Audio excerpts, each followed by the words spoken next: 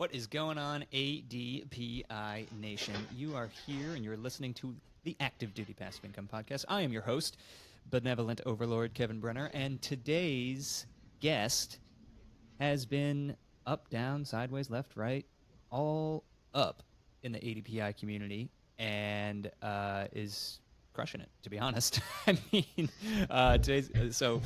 for folks that don't know what all the different educational tracks and programs and resources that we offer to the military community, Chris was probably in your shoes, and he went and dove feet first into one, and then he went to the other one, and then he went to the third one, and along the way literally did exactly what we were telling people to do, is take action. And he has been taking action, and now he's got some single-family rentals. He's got a short-term rental that he's working on now. He's got partnership deals. He's got syndications. He's got a gambit of alternative investments and real estate investments, and that's the whole point.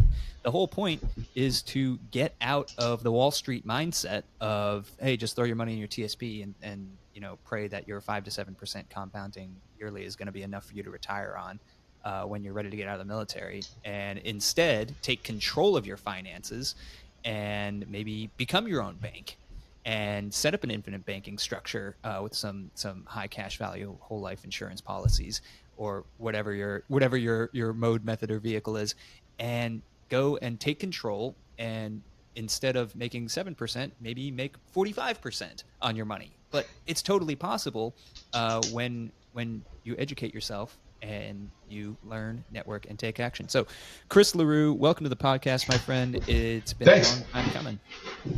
I appreciate it. It's great to be here, man. Yeah, so let's talk a little bit about your military background first, so we get into this, because you joined the Army in '95, which, for context's sake, not to make you feel old, I was 5 when you joined the Army. It's terrible. There's that. But talk to me about that decision, because you kind of had an interesting path into the military, and talk to me more about that decision to take control of your finances. At what point in your Army career was it like, did you have your epiphany moment, and what was that epiphany moment like for you? Yeah. So just truth in lending, I was a part-time soldier in '95. So I joined the Army National Guard after dropping out of college. And you talk about epiphany moments and taking control. I went to college like everybody else in my high school, and it just wasn't for me, at least at that point. And I like to tell soldiers, like, you can do it, because I had a higher BAC than GPA, but that enlistment kind of got everything screwed on right. And I got commissioned in '99, and I was an accidental landlord. I would have to say pretty early on. I'll tell you that I did that thing that everybody else does. There's a couple military type banks, and they say, hey, invest in the 3 pillars: savings, the stock market, and life insurance. I did that as a young second lieutenant, and I was a good saver. And it wasn't until I wish I would have learned this earlier, but it wasn't until maybe I'm thinking 2019 when I really started taking charge of my own finances. I did the thing that everybody says to do. Well, maybe not everybody, but I was like, I don't know, I'm not smart enough to control my own money. I'm just going to give it to I'm going to fund out my Roth IRA. TSP didn't exist when I came in, so I never really was into that. But I'm going to fund out my Roth. I'm going to put some savings in, and that's what's going to get me to retirement and financial freedom. And it was like 2019, 2020, where I met a buddy of mine on active duty that kind of opened up the door to infinite banking. That's kind of where it began. Up until that point, I had a couple rentals, and I had a couple, like, I would move a place, buy a house, for the family, not for the rental value, but for the family to live. And then if it made sense, I sold it, or if it made sense, I kept it. But that was all accidental until about 2020. Yeah. So you're kind of doing the thing, like you mentioned, a lot of a lot of active duty military folks do. They're hopping around. They get the house. Oh, should I keep this? Should I sell this? And what do I do? And some you keep, some you sell. But you didn't start finding that intention until 2019. So for context, that's 20 years. 20 years into your career, Yeah.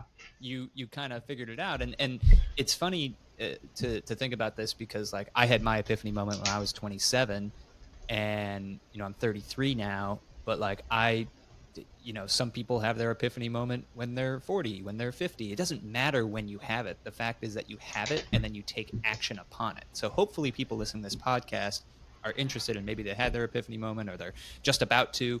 But if you're listening to this show, I don't want you to get discouraged and say like, oh, well, I don't know what to do. I never had this. No. It's not about that. It's about simply understanding that there is an alternative path. And just because it's not traditional, if you will, like if it's not, what they tell us to do, it's not what everyone told us to do growing up, doesn't mean that it's wrong. It just means that it's an alternative path. And if it's right for you, it's right for you. And, if it makes you curious, then go and learn about it. Make the fear of the unknown known. So, all right, Chris, so you kind of had this epiphany moment, 2019, 2020. Talk about infinite banking. For folks that have no clue what the heck that is, can you do a brief summary of like what is infinite banking? Brief is hard, but I'll go for it. So I think the most important thing about infinite banking is the concept. It's not the vehicle or the tool. And what happens is people get stuck on the vehicle. So I'll start with the concept. The idea is you create you capitalize a system to create your own bank. Why would you want to do that? So a couple things. One is you're looking for something that will give you money that you can take out and put in on your own when you want to, and you don't have to give a vial of blood and your taxes for the last 30 years. You can go into your own bank and own that vehicle. And so there was a friend of mine, another army officer, who was he knew I was a classic investor, and he's like, "Oh, you're interested in real estate?" And I was getting interested at that point. And he's like, "Oh, you should check out this book, this Becoming Your Own Banker book." And I read it, and I was looking for the scam. I'm like, "What? How do I get rich quick? I don't understand." And basically the book tells you, the best way to build this bank is you buy whole life insurance. And I'm thinking, well, I have life insurance from way back when I was a second lieutenant, and we've gone in harm's way a bunch of times, right? And so you're like, oh, that was worth it for that. But I don't know how this works as a bank. And so over the course of about 6 months, I kept doing this TDY to the spot, talking with this guy, coming back, thinking about it, reading some stuff, coming back. And then I realized, oh, wait, so you buy this life insurance. You're not really buying it for the life insurance, although that's part of it. You're buying it for the cash value. And you can take the cash value out as a loan that uses your life insurance as collateral, and it's contractual. So you own this loan, and you have the right to do this based on this contract. And you can take it out and use it for other stuff. You can invest in the stock market or real estate or whatever. And then when you get the dividends from your investment, whatever that is, you can put it back, pay back your loan. And then when you look at the loan deal, you find, well, it's fixed annual interest rate. So it's not amortized or amortized, sorry. You find that you control it. I already hit that, I think. You can take it out whenever you want. Literally, I can go on a portal online, and it'll ship money to me through an EFT in 2-3 days. And they do charge you a little bit of interest. And so that was actually interesting. You talked about mindset. What does that do for you? Different than your bank account. It makes you question, am I going to get a return on my investment that's going to cover this? So, and then the best part, and I haven't talked about this yet, but the best part is, so you take this loan, but the money inside your account is continuing to accrue interest, Yep. right? And so there's a couple things a couple details, right? And so I've been in this game for infinite banking for about 3 years. I have 2 different policies. I've been to the Nelson Nash think tank in Birmingham. So called Jim Jones. I drank the Kool-Aid. I'm into it, but I recognize that people look at it and they look for this the scam piece of it. It works for me, and I'm using it every single day. So, um, and I'll give you, I guess, a quick example if you think that's appropriate.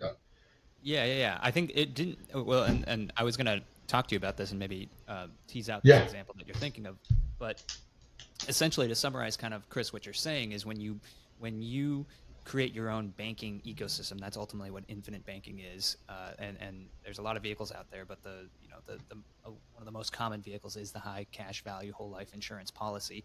You're yep, putting money into this vehicle and it's continuing to accrue interest, but then you can go and take a loan against that.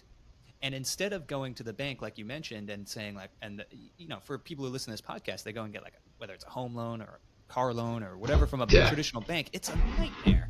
It's like, oh, we got to do this and we got to do that. And you got to do this rigmarole, jump through these hoops.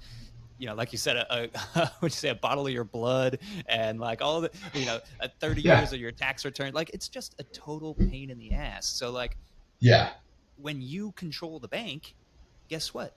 You're the mortgage originator, and you say yes. right, Like you're good for it. So I think there was an example where you went and you built up cash value in your policy, your vehicle, right? You got it to a point, yep, and then I think didn't you buy your wife a car? So instead of going to the bank to go and get a car loan at 6, 7, 8% interest, whatever, you said you went to the bank of Chris and you said, I would like a loan. And then Chris, the mortgage originator, said, you look like a good dude. I will approve this loan. So, like, what was that kind of how the example went down?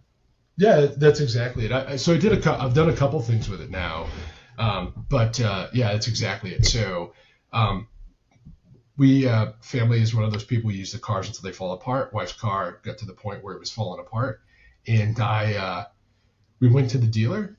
Excuse me. Went to the dealer and looking for a car. Nothing too flashy. It was about $35,000, and I said, "Well, how much for cash?" And he's like, "Well, worked out the deal. Ended up 35." And I said, "Here's $1,000 down. I want you to hold it until next week, and I'll bring a check." And so then I went to my bank. I went online. I pulled 35K out. It was in my bank checking account, and I want to say about 3 days. I think it took 3 days. So that's probably one of the things that's there is a little bit of a flash to bang, so to speak, on Right. that. The loan interest for me from my bank was 5%. And again, for 35,000, I'm not good at public math, but for 50,000, it would have been 2,500 bucks for the year.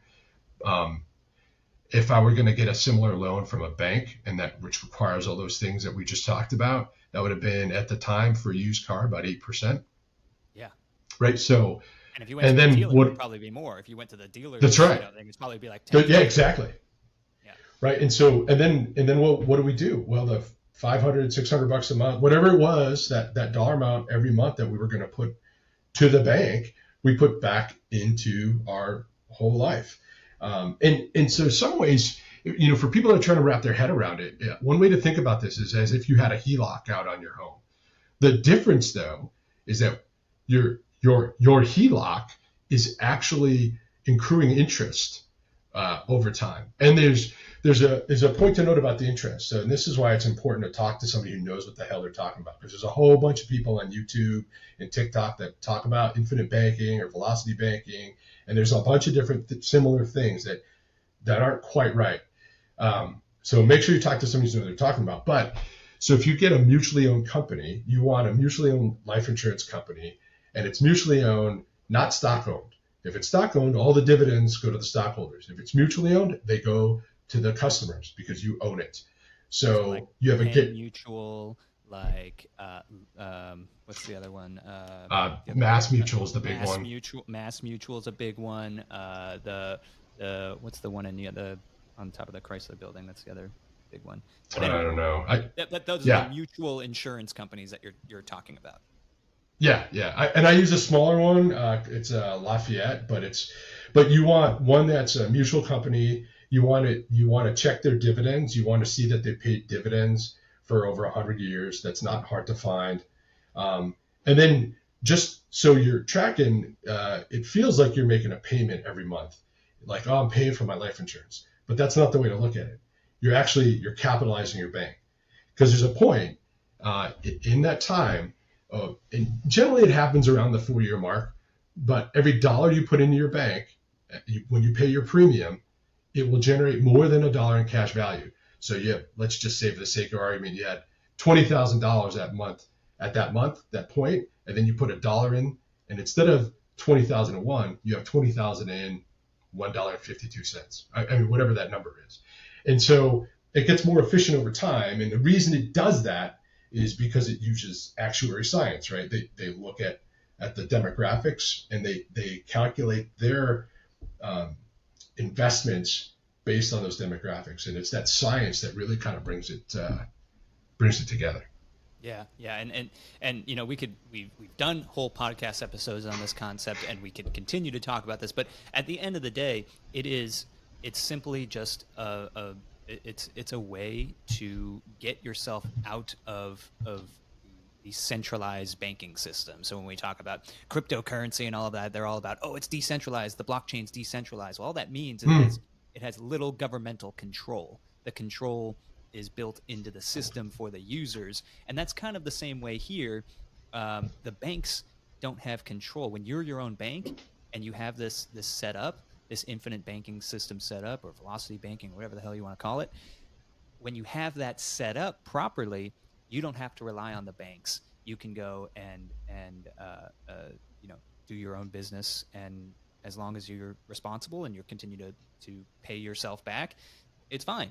Everything works out. And that at the end of the day, this whole infinite banking, it's not like it's not an investment, a passive investment opportunity as much as it is a wealth preservation and building thing. So if you're really into legacy wealth building and wealth preservation, and like you're like, oh man, I have $200,000, $300,000, $400,000 just sitting in a bank account, losing value to inflation. Like, yeah, this might be something that you might want to put some money into. Like, that's a thing.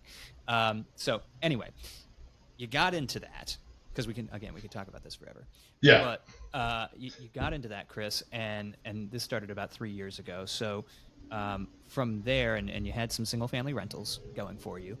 Yep. Tell me about how you found kind of this community, the ADPI community, and how you started getting your feet wet in there. Yeah, so infinite banking was the start, and it literally based off that personal relationship. And so once I realized that I was building my own bank, and I started capitalizing that bank, I started looking for opportunities to use that capital. So I had talked about starting with one of those, military banking 3-stool things. I had life insurance from back when I was a lieutenant, so I had a significant cash value. And now that I understood that I could put that to use, I started looking for opportunities. And the first thing that I found, and this is again through some personal relationships, was a syndication. And so I did the math. It was going to cost me 5% to pull money out. The syndication had a 1.53 multiple, which meant over the course of 36 months, for those who may not know what that means, over the course of the lifetime of that syndication, 36-month time frame, the plan was that you would make 53% or 153% is what you get back. So you get your capital plus 53% back over the course of 3 years, which is, if I remember right, about 70% per year. That actually recently, that acquisition recently got sold at 22 or 14 months early, and I made 45%. So the velocity of that money increased. Right, I'll be putting that money back to work. So that was the first thing. Then I started listening to some podcasts, and that's where I fell upon you, Kevin. You were the one who introduced me to AD. I was in your ears. You were I like to run. It's one of my hobbies, and I like to listen to stuff. So I'm running podcasts. You ask my kids to laugh and be like, "Dad's favorite words are, well, I listen to a podcast and ... So I started listening to a bunch of different podcasts, and ADPI came up, and I started, and I was listened to ADPI maybe a year, 9 months to a year before I actually got involved. But that's how I came upon this, and I listened to a couple different um, real estate podcasts. But what attracted me to ADPI was the veteran community, and frankly, and we've talked about this before, but frankly, I mean, everybody who's been in the military knows that not everybody in the military is great. We all know Yeah. that. However, there's this layer of trust that comes with that shared service, that kind of it breaks some ice, and that's kind of why I got involved. And as I'm getting ready to retire from the Army, and I'm looking for different activity. Like, what do I want to do? What do I want to focus on when I get out? Another W-2 job, something, who knows, teach, all kinds of things. And that's where the courses sort of came in. And I saw those courses were offered. I'm a saver, and I had some money um, saved up, and that's where I started with Everio. So yeah, the funny thing here is like when you came into Emria, Chris, it was like you were talking all about this infinite banking and this knowledge, and I was like, dang, this guy knows his stuff. Like, and you had didn't mention the syndication, but you had single family rentals, and you were doing this, and you were really inspiring to the other students. But the one thing that I noticed is that kind of a common thread between investors who take action, it's usually there's at some point, like you mentioned, there was like a 6 month kind of lag metric of you just educating yourself, whether it's podcasts or courses or whatever, like on a subject. And that is like kind of like the gateway drug of investing, right? Like you pick one thing and then you get excited about it, you learn a lot about it, you do it, and then you go on to the next thing, because that usually opens up another door, whether it's a relationship that you make, whether it's a in your case, you were like, okay, well, now I've unlocked a lot of this capital that I didn't even know existed. What do I do Right. with it? Like, you just don't know. And so now what do I do with it? And that kind of opened up the door to learning and learning more about, different opportunities. So you went through Emria, and then you went through, for a brief time, we were doing a cohort model. We tested a cohort in Emria. And I remember you were in that, you were in the graduating class Yep. of that. And then after that, like a week later or 2 weeks later, you're like, yeah, I think I want to do the short-term rental thing. I was like, okay. Well, yeah, I yeah, was yeah. like, okay. So Emria, I knew I didn't. I knew I didn't know enough about real estate, and I have a great friend of mine. She's a military spouse. Known her for heck 10 years. She's a realtor, and she was dabbling in real estate investing, and I'm like, well, let me get some education. And she's learning from the realtor side, and I'm like, let me get some education. I listen to these podcasts. I always talk about this stuff. I don't know what cash on cash means, or I know what it means. I can calculate it, but I don't know what it means, right? Right.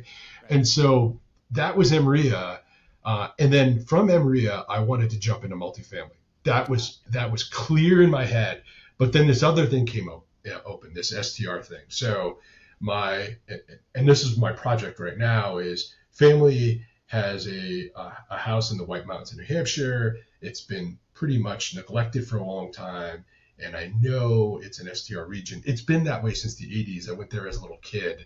I mean, it was kind of what they did before there was the interwebs. Just had to know somebody. And so I'm like, well, let me get some knowledge about STR so I can help out the family to keep the home in the families that sell it. And that's why I jumped into STR first. Matter of fact, I think, if I'm not mistaken, I had jumped into multifamily, but then I punted to the next class because of that. Right. Right. Um, yeah. So the STR was that. That was my leap into STR before jumping into multifamily more recently. Yeah, yeah, and the kind of going through each one of these academies and learning about a different sector of real estate, the thing is like, okay, well, what do I need to take action on? I kind of understand the single family thing, and now you got the foundation, and that's really what Emria is. And we're in the process right now of doing something cool. We're moving everything over to something called Heartbeat, or ADPI Campus. So Heartbeat is the software, but ADPI Campus is kind of like the new thing. So ADPI Campus is cool because it is its own app. It is off Facebook. It is off Telegram. It is like Yes. distraction free mastermind forum a la Bigger Pockets, but super mobile friendly and just like really, really, really powerful, of a community platform that we've been like, honestly, at ADPI, we've been looking for this for years and years, because Facebook is like, there's so many distractions, man. I Right. mean, there's ads, there's notifications, and then someone's birthday, and then you got this memory you're looking at, and you're like, what was I on this thing for? Oh yeah, I wanted to learn about real estate. But then, like, you can't do it. So moving people off platform to something that really, really helps and makes sense is something we're excited about. But um, the that community aspect that started with Emria for you and then went into short-term rental academy and multifamily academy, getting all of that education together. I want to ask you, Chris, like, do you regret taking all of these classes at once? Do you feel like it's like, oh God, like what have I done? Or have you felt like there's been an ample amount of time for you to like learn, network, take action in each one of these as you go? Um, well, that's hard. Do I regret it? No. Was it difficult, and would I do it the same way again? I'm not sure I would do it the same way again. Mm-hmm. I think so. The most, and we've talked about this before too. The biggest thing. So MRIA was not hard. It was easy. It was basic and very foundational. And the cohort model, and I don't know if you stick with that or not, but that was amazing because now I had people to reach. I built a network, Mm-hmm. and we you hear it on this podcast. I'll just say it. Your net worth is your network. Your network is your net worth. Like I hear it every time I listen, and it's so true. So that was super foundational. STRs, the STR course, when I got into that, the network just expanded for sure. And what I got out of that one was far more granular, far more. I was able to build some checklists. I actually go back as I'm working this deal now. I go back into it and I'm like, all right, what do I need? And now I'm actually looking for things. Like for example, I just found a podcast where um, the president of Hospitably was on a podcast, and Oh yeah, yeah, yeah. Mm-hmm. and like now I know how to I know what I'm looking for, right? Because before, let's face it, you go out to the Google sphere, and there's so much, right? Crazy, There's man. so much, and so the courses then help me neck that down into, hey, a lot of that stuff is good, but you can't be everywhere all at once. So I guess to answer your question, I don't know what I would change.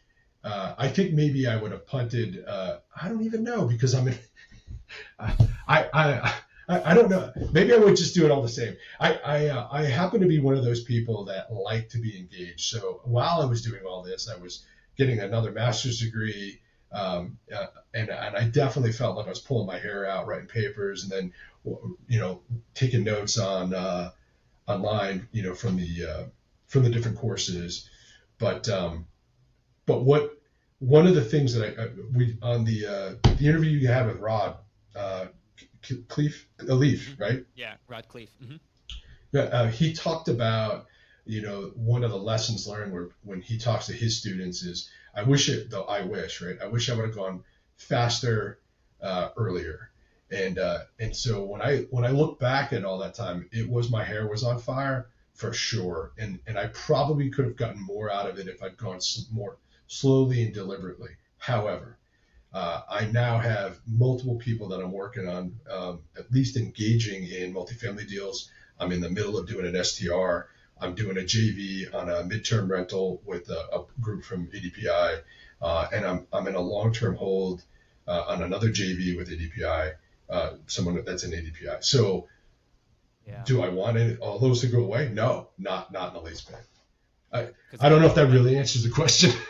well, no, no. I mean, I think everyone gets there. Anyone who takes any of our courses or any of our resources, ultimately, like it's all about the ADPI triad, right? Like learn, Yeah, network, take action. Do you have to yeah, learn real estate from MRIA or MSTRA or MMA? No, you can learn however you want. You can go take someone else's course. I don't care. Just learn. Read books, podcast, whatever your right, flavor is. Learn.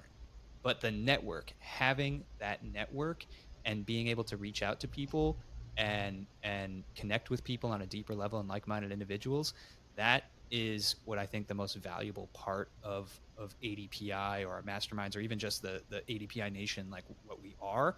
Because like you Yeah. alluded to earlier, Chris, there is that trust, that innate trust that is built between the military and veteran community. And you're able to break down a lot of those barriers and understand, hey, you and I are cut from the same cloth and we want the same thing, and we're pursuing it in similar directions and similar lines of effort. Why don't we team up? And Yeah. that's how you get involved in all these deals. So for listeners in this podcast who are like, man, yeah, I'm drinking the Kool-Aid, but I don't know how to get into a deal. Yeah, you got to go and reach out to people. Yeah. Join a mastermind, or start your own, or get your butt to an ADPI local meetup, or any local meet. Like, do something and go out Yeah. and put yourself in a position to grow and expand your network. Because if you don't do that and you fly solo, there is definitely a cap to your success, because you're only one person. I mean, I certainly wouldn't be able to start ADPI Capital alone. Not a chance. I mean, that is a massive, massive endeavor.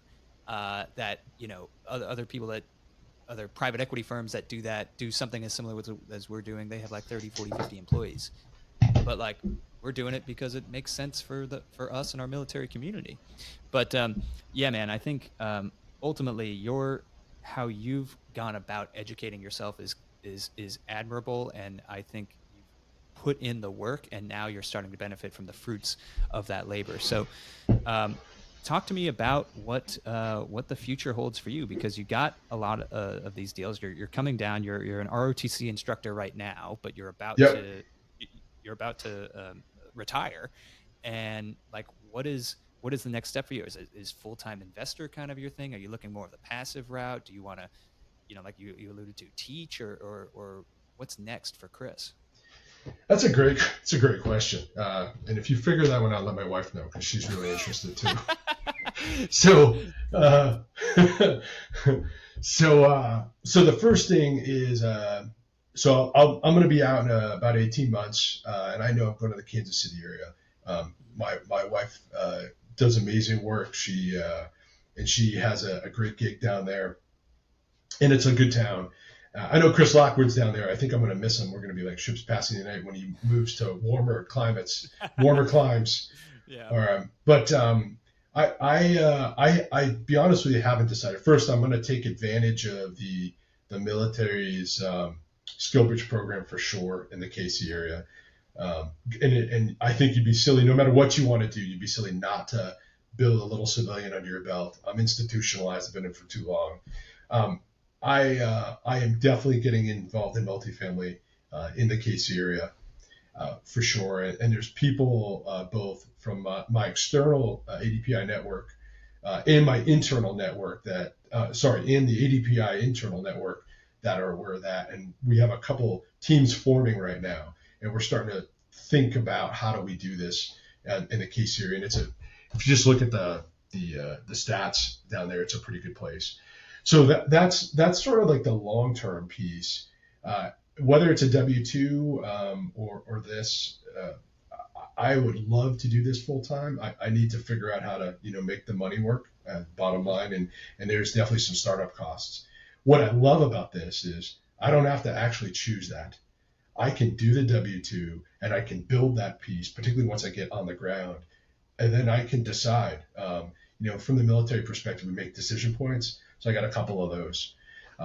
In the nearer term, I got this short-term rental that I got to renovate. So this is more like a BRRRR, except instead of, it's going to be a BRRRR short-term rental Yeah, essentially. let's break down this deal. I'd love to do a deal breakdown on this, because Yeah.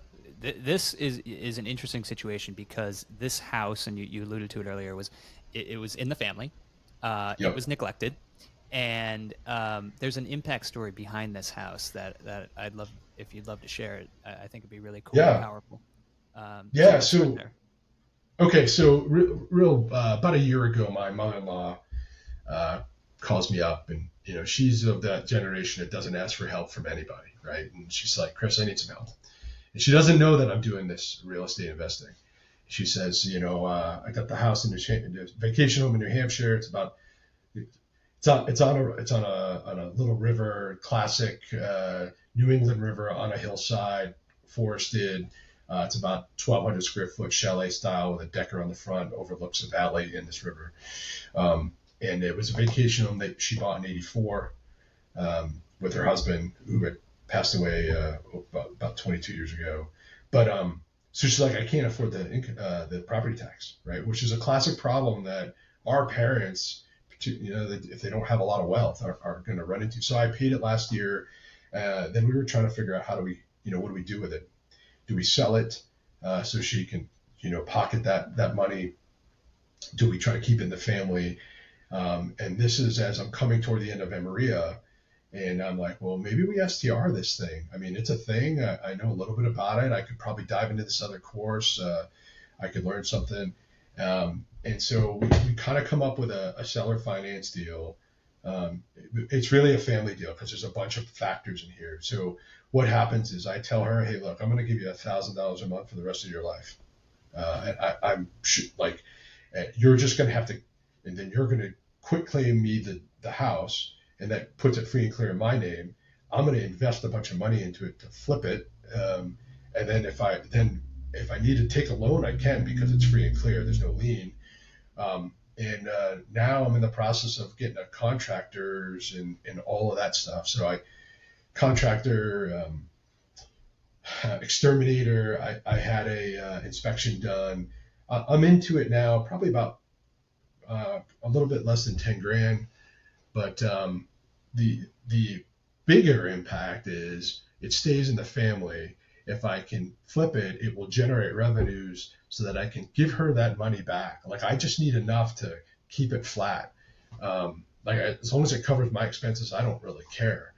Because this So thing's paid off. There's no mortgage or anything on the property. nothing, It's nothing. it's nothing. So really, what you're doing is you're reinvesting into it to turn it Yeah. into a short-term rental.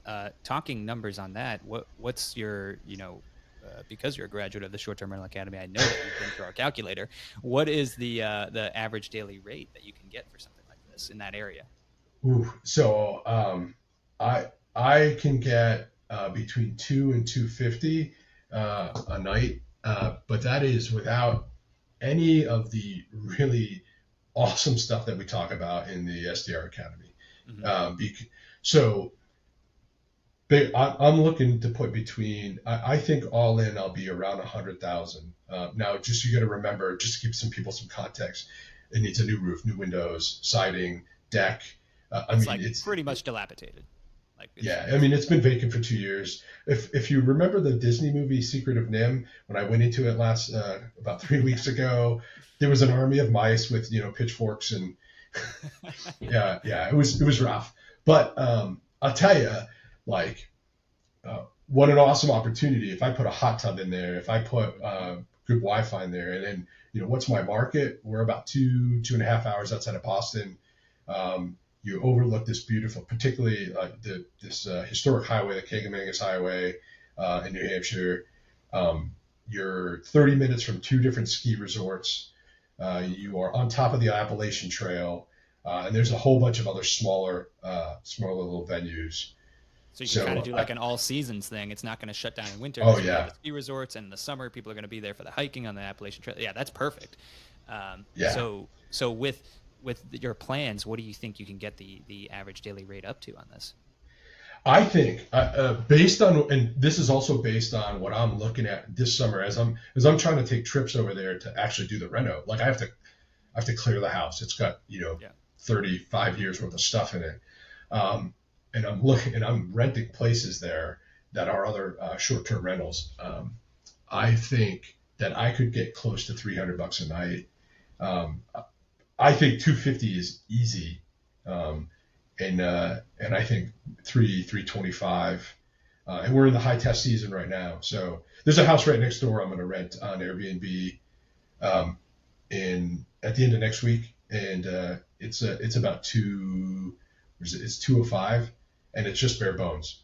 I Just mean, bare it's bones. nice, Nothing but special. Yeah. nothing. I think the most special thing it has is a fire pit outside. I mean, that's it. Yeah. Yeah. So So that's kind of interesting because when we talk about those numbers, and let's just use 300 for an example, Yeah. fully occupied. I never like to run numbers fully occupied. This is just kind of my short-term rental strategy for folks listening to this podcast that want to learn the inner workings of short-term rental academy. Just get the academy or listen to me right now. What you want to do is figure out your average occupancy, right? Because your average daily rate times your occupancy, that's going to be your revenue, right? So usually, I would put average occupancy maybe 70%, something like that. So call that 21 days out of the month, give or take, right? So at $300 a night, that's 6,300 bucks, right? 6,300 Yeah. bucks. And that, when we talk about that normally, we're like, oh, well, now we got to pay a mortgage, we got to do this. No, on this house you don't. So if you're doing $6,300 in rev, and you're going to have some some supplies and operations costs and cleanings and things like that, but cleaning fees get factored in there, so it's not that big of a deal. Your take home might be on that because you don't have a mortgage. Your take home is probably going to be 75% of that, give or take. So you're talking now 4,500 bucks to the good on a deal, and then another thousand of that goes to your mother-in-law. Okay, great. Yep.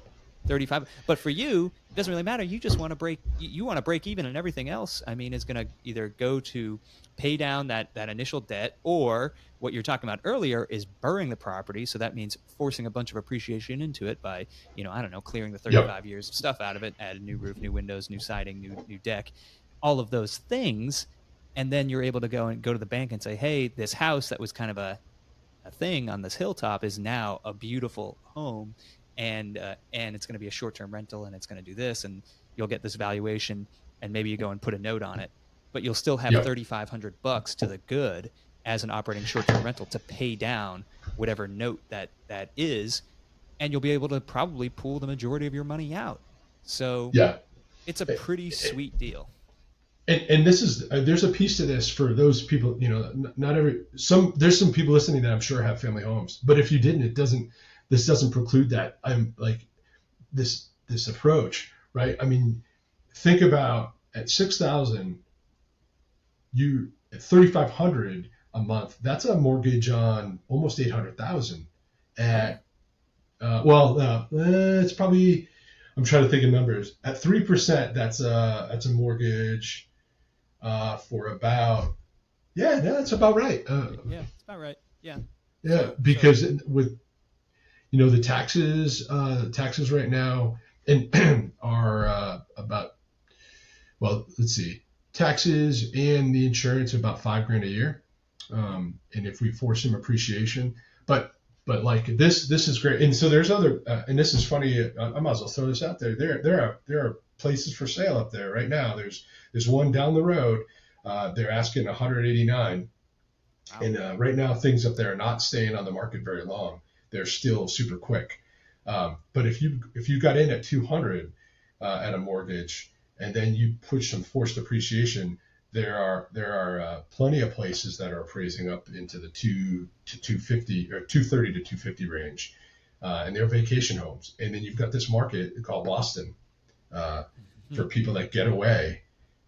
And so like one of the add-ons we talked about in STRA, is I'm going to have an office space. I'm going to have a really nice monitor that somebody can just jack Plug their and play. laptop into. Yep.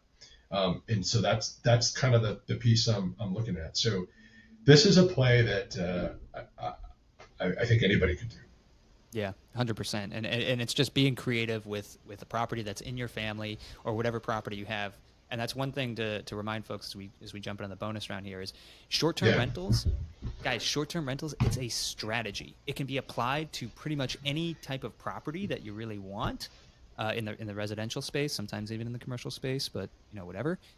It can be applied. It like there's long-term rentals, there's mid-term rentals, there's short-term rentals. So I'll finish this with short-term rentals does not mean vacation rental. That a vacation rental is a subset of short-term rentals. That is just to people who want to go on vacation. Yeah.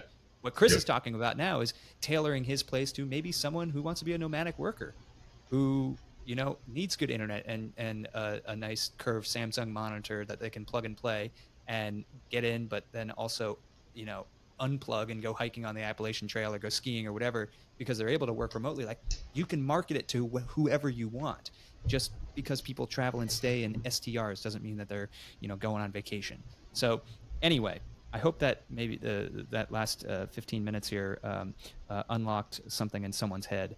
And of course, if you're interested in the Military Short-Term Rental Academy, this is recording on the June 1st, so I don't know when this is going to come out, but I am doing a webinar tonight all about it, and breaking it all down. But anyway, Chris, this has been really cool. So we've talked about infinite banking, we talked about your military career, we talked about what's next, we talked about what you're doing currently with this deal on short-term rentals, and your everything that you've done inside the ADPI community, which has been incredible, and finding these relationships that led you to deals. Now I got to take you to the bonus round, which I know you know because you listen to all the episodes. Same 4 questions. Don't screw it up, man. Question. I'm prepared. I'm prepared. Question number 1: what book or software has really been crushing it for you lately?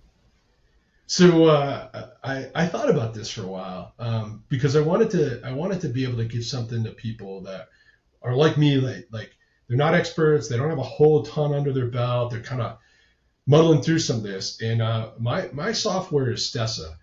Now Stessa, I have a love-hate relationship with. There's some aspects that I don't like, but I got to be honest, it has helped me. And here's what I tell you about Stessa. It has helped me grow from not knowing anything, and I see the horizon. Eventually, I'm going to outgrow it. I know it, but right now, it's helping me keep everything organized in a way that I can look at it and understand. And I'm using the non-pay version, so I haven't paid a cent yet. And so I think that's the thing. Yeah, Stess is great. I've used it when I first started, and then I got a property manager, and then they use Appfolio and whatever. And since I don't do any major renovations on the properties that I have anymore, they're stabilized. I just kind of go with the PM stuff. But Stessa is great. I really liked it, and then I kind of just moved on to QuickBooks for my short-term rentals because it's just too much. Stessa couldn't do short-term rentals; it was just too much transactions coming in, coming out. It was because short-term rentals, it's a business, it's a living, breathing business, where owning a long-term rental, it's a little bit easier. I will tell you, they have a new module that for short-term rentals specifically now in Stessa. They do, but it's certainly noted. But it's a great starter, I think, if you're just getting into the game. Yeah. Question number 2 for you, Chris. Who is your biggest hero and why? Oh man. So I got to be honest, and I'm going to try not to get verklempt here, but it's definitely my wife. So Danny, she's been following my dumb ass around the Army since I've been in for 20 plus years. And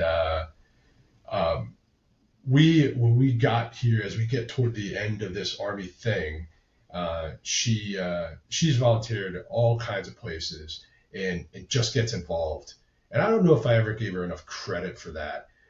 Until I actually saw it explode. So she was volunteering to teach Army spouses at one of our schoolhouses. I was teaching on the Army side, and there was a spouse course. Well, she started volunteering to do that, and she got a lot of value out of doing that. And then that blew up into a no kidding job when a new contract came in, and that's why we're going to go back to Kansas City because that company is excited to get her back physically located where the schoolhouse is to kind of run things. So not to mention that she's raised our 2 kids with all the deployments and all that baggage that we as military folks bring into the game. Our spouses just do so much, and she's my hero because I don't know that I ever gave her enough credit. I think I could have overtly, but yeah, anyway, she's just amazing. That's awesome, man. Love that. Question number 3, and I'm reading the answer to this question, and it's very intriguing. But what do you like to do for fun?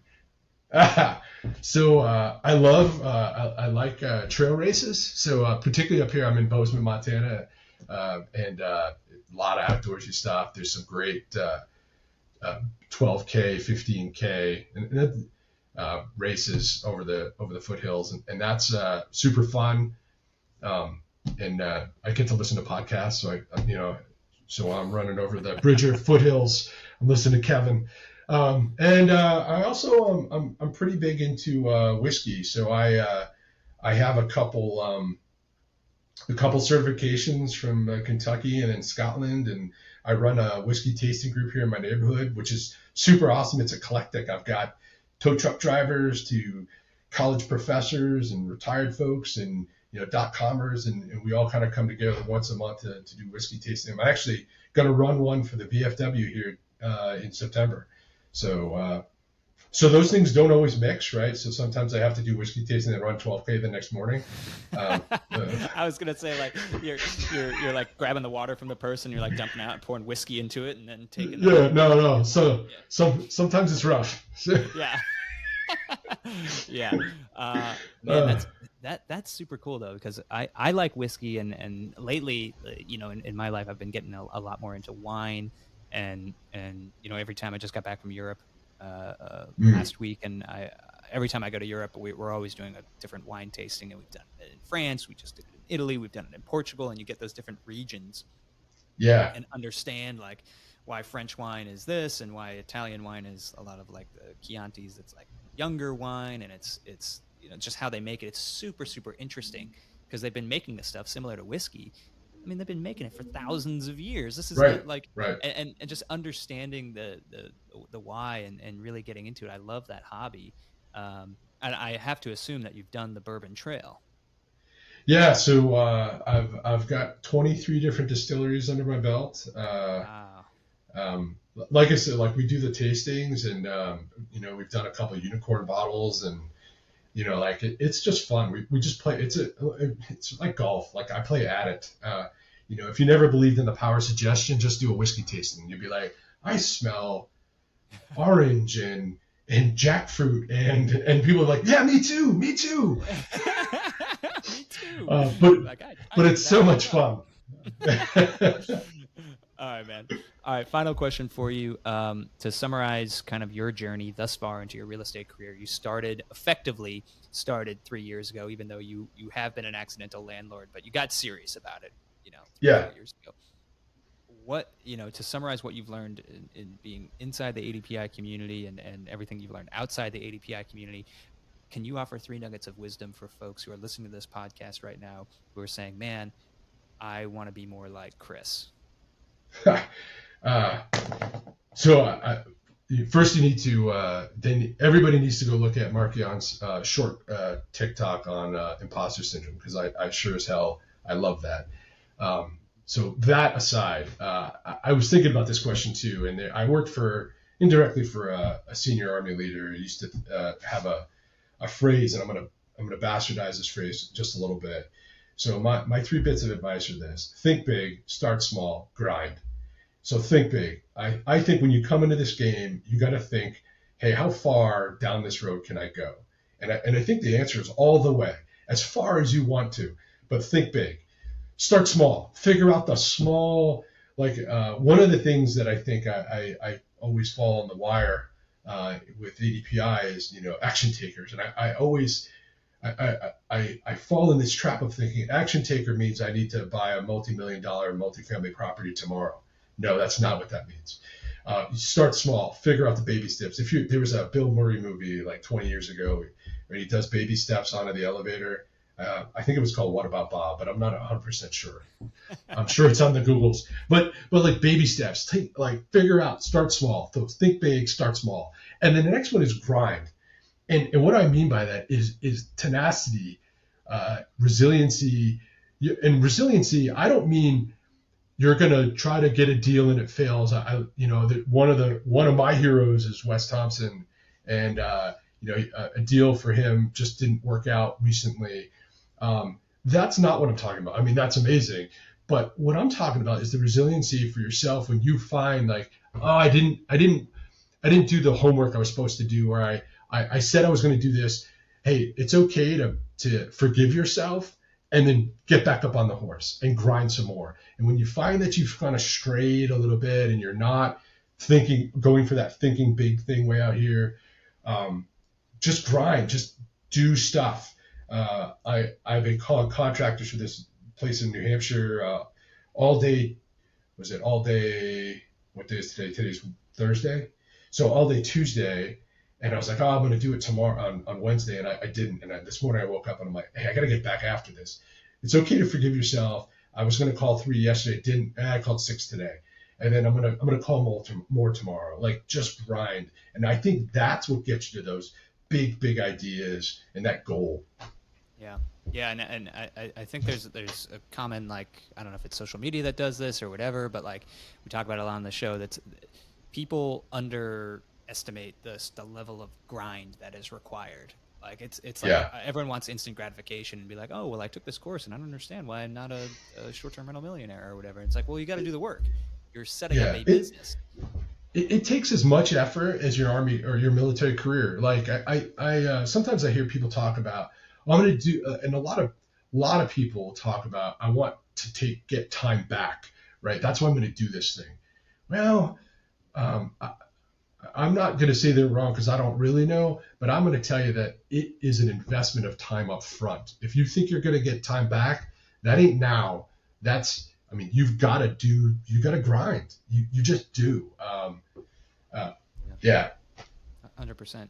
All right, Chris. Well, this has been really awesome. A long time coming having you on the podcast. And I always love interviewing listeners of the podcast. It's kind of like cathartic for me to hear that, like, oh, yeah, you've been listening to me talk to you for like years and years, which is kind of weird.